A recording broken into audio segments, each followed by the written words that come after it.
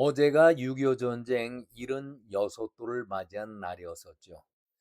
어제도 6.25 관련 말씀을 전해드렸습니다마는 요즘 나라 돌아가는 꼴을 바라볼 때에 현충원에서 잠들고 계시는 호국 영령들 뿐 아니라 아직도 이름도 모를 무명의 호국 영령들이 조국 산하에 얼마나 많이 묻혀 있는지 모를 정도 아니겠습니까?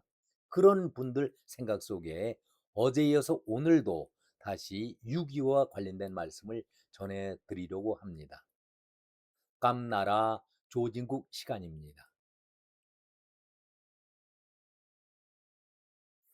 오늘은 리처드 위트컴 장군 관련 말씀을 전해드리겠습니다. 리처드 위트컴 장군과 그의 부인 한묘숙 여사에 대한 전설적인 실화를 전해드리겠습니다. 6.25 한국 전쟁에 참전한 미군 장성, 그는 당시 미군 군수 사령관이었습니다. 1952년 11월 27일 부산역 건너편 산 판자촌에서 큰 불이 났습니다. 판자집도 변변이 없어서 노숙자에 가까운 생활을 하던 피난민들이 부산역 건물과 그리고 인근에 있는 시장 점포 등이 유일한 잠자리였는데 대화재로 오갈 데가 없이 된 것입니다. 입을 옷은커녕 먹을 것조차 없었습니다. 이때에 위트컴 장군이 군법을 어기고 군수 창고를 열어서 군용 담요와 군복, 먹을 것 등을 3만여 명의 피난민들에게 골고루 나눠줬습니다. 이 일로 위트컴 장군은 연방의회의 청문회에 불려나갔습니다. 의원들의 쏟아지는 질책에 장군이 조용히 이렇게 말을 했습니다. 우리 미군은 전쟁에서 반드시 이겨야 한다. 그러나 미군이 주둔하는 곳에 사람들에게 위기가 닥쳤을 때에 그들을 돕고 구하는 것 또한 우리의 중요 임무다. 주둔지의 민심을 얻지 못한다면 우리는 전쟁에서 이길 수가 없고 이기더라도 훗날 그 승리의 의미는 쇠퇴할 수밖에 없을 것이기 때문이다. 라고 답을 하자 의원들이 일제히 기립하고 오랫동안 박수를 쳐줬습니다. 다시 한국으로 돌아온 그는 장군이 되어서 휴전이 되고도 돌아가지 않고 군수 기지가 있던 곳을 이승만 정부에 돌려주면서 이곳에 반드시 대학을 세워 달라고 청을 했습니다. 부산 대학이 설립된 배경이 바로 그 연유였습니다. 그러나 부산대 관계자도 교직원도 졸업생도 재학생도 이런 역사적 사실을 거의 모르고 있습니다. 그리고 장군은 메리놀 병원을 세웠습니다. 병원 기금을 마련하기 위해서 그는 가세 도포를 걸치고 이 땅에 기부 문화를 조성하기 위해서 애를 썼습니다. 미 장성으로서 가세 도포를 걸쳐가면서 이 땅에 기부 문화를 조성하기 위해서 애를 써왔습니다. 사람들이 장군의 모습을 바라보면서 제신없이 왜 저러고 다니느냐 수군댔지만 개의치 않았고 온 마음과 힘을 쏟았습니다. 전쟁 기간 틈틈이 고아들을 돌아온 위트컴 장군이 고아원을 지극정성으로 운영하던 한묘숙 여사와 결혼을 했습니다. 위트컴 장군이 전쟁 고아들의 아버지로 불리는 이유이기도 합니다. 그리고 그는 부인에게 이렇게 유언을 했습니다. 내가 죽더라도 장진호 전투에서 미처 못 데리고 나온 미군의 유해를 마지막 한국까지 찾아와 달라고. 부인 한묘숙 여사는 그 약속을 지켰습니다.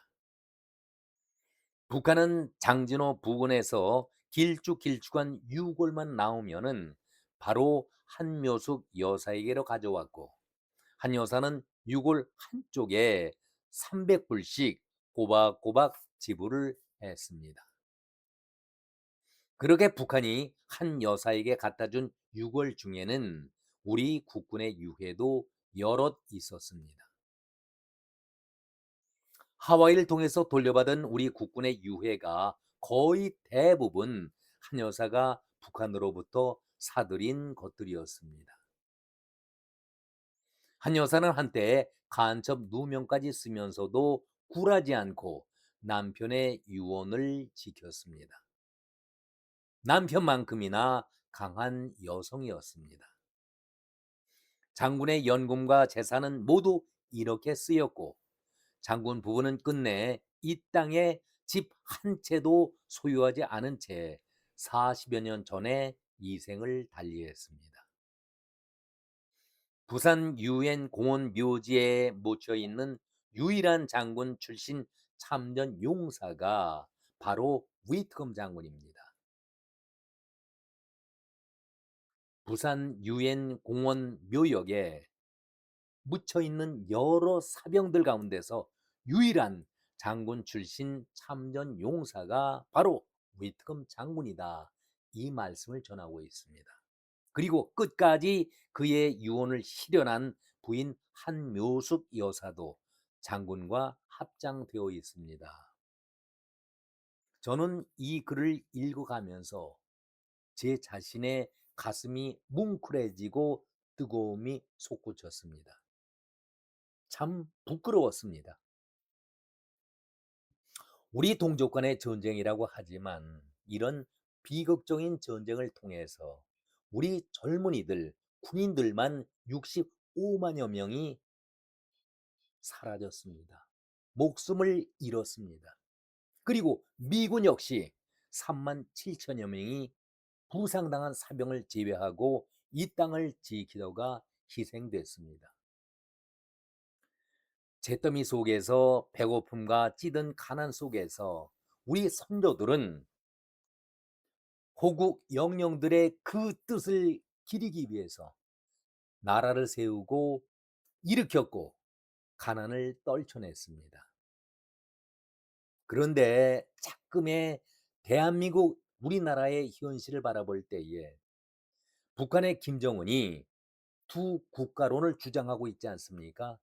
대한민국은 적국이다. 이렇게 분명하게 말을 하고 있는데 우리 대한민국은 이번 선거에서 어떤 면을 보여줬습니까? 주적이 내란 세력이라 이렇게 말을 하는 정신 나간 그런 정치꾼들이 있는가 하면은 나라를 이끌고 있는 자가 미군은 점령군이다. 소련군은 해방군이다. 이렇게 정신 빠진 소리를 한 자가 이 나라의 대통령 노릇을 하고 있지 않습니까? 여기에 통일부 장관이라는 자는 북한 호칭 대신에 이제는 조선민주주의 인민공화국으로, 다시 말해서 조선이라는 호칭을 부르는 것이 온당하다. 이런 얘기를 하고 있지 않습니까? 이거 정신이 제대로 바뀐 자입니까? 이런 자가 어떻게 통일부 장관 자리를 차지하고 있습니까? 국방장관이라는 자는 더욱더 기가 막히죠. 휴전선의 경계 병력을 6천 명을 빼돌린다. 후방으로 빼돌린다. 경계를 서지 않겠다는 얘기 아니겠습니까? 그리고 민통선 쪽 8km에 2km를 북상으로 옮기면서 그 지역을 개발하겠노라. 그리고 북한의 전차들이 오는 곳을 막기 위해서 시내 요충 지역에 대전차 장애물을 세워놨는데 그것을 철거하겠다. 아니, 나라를 지키라고 국방, 나라를 지키라고 하는 그 국방 장관이라는 자의 입에서 빨갱이들이 이 나라를 쉽게 들어오도록 대문을 열어주겠다는 얘기 아니겠습니까? 문을 활짝 열어주자라고 주장하고 있는 자가 국방장관을 맡고 있다라고 하니 도무지 이 나라를 어떻게 하면 좋을까? 이렇게 정신 빠진 소리를 하는 자들이 나라를 이끌어가고 있으니 참으로 답답할 뿐 아니겠습니까? 우리의 선대들이 목숨을 내놓고 지켜온 나라가 바로 대한민국인데 이재명과 민주졸개들 그 좌빨들은 국혼을 물랑케 하는 이적 행위를 아주 버젓하게 대놓고 하고 있는 그런 실정 아니겠습니까? 65만여 명의 우리 젊은 군인들이 왜 목숨을 잃어야 했습니까? 우리와 아무도 연고가 없는 미군들 3만 7천여 명이 이 땅을 지키기 위해서 그리고 이름도 없이 나라 위해서 희생당한 호국 영령들이 얼마나 많은 사람들이 나라를 지켜왔는데 목숨을 바쳐왔는데 이슬로 사라지고 오늘의 이렇게 선진 대한민국을 만들었는데 지금 이 나라를 이끌고 있는 자들은 어떤 정신 속에 이 나라를 이끌어가고 있는지 묻지 않을 수가 없습니다. 이제 우리 국민들이 정신을 차려야 합니다. 정신을 바짝 차려야 합니다. 76년 전의 그 아픔을 우리 모두가 잊지 말아야 한다라는 말씀을 끝으로 드려보겠습니다. 오늘은 여기까지 말씀드렸습니다. 고맙습니다.